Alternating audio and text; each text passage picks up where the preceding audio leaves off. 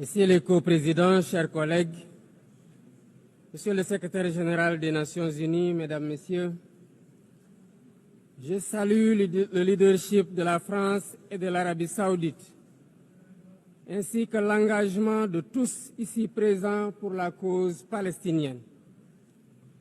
Cette conférence se tient au moment où la conscience universelle est profondément bouleversée par la situation insoutenable à Gaza, une situation qui a dépassé toutes les limites. Nous assistons à une tragédie indescriptible, aux allures d'un nettoyage ethnique. Devant tant d'inhumanité, se taire, ne pas agir, ce n'est pas une option. Ce serait même une complicité passive.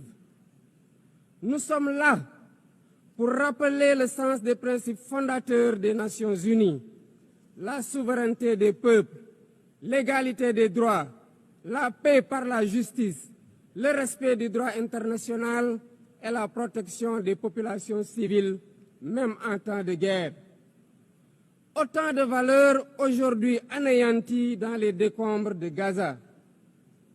Le Sénégal réaffirme son engagement constant pour une solution à deux États, palestiniens et israéliens, vivant côte à côte, chacun à l'intérieur de frontières sûres et internationalement reconnues. C'est ce que veut le plan de partage décidé par les Nations Unies. C'est aussi une exigence de paix et de sécurité pour les peuples des deux pays, une exigence de justice, une exigence d'humanité.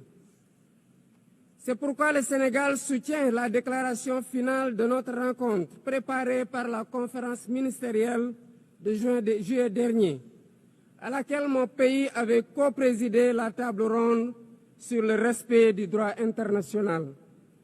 Pour faire la différence, nous devons ensemble envoyer un message clair. L'occupation doit cesser. La souffrance des civils doit cesser. Il faut travailler à un cessez-le-feu immédiat.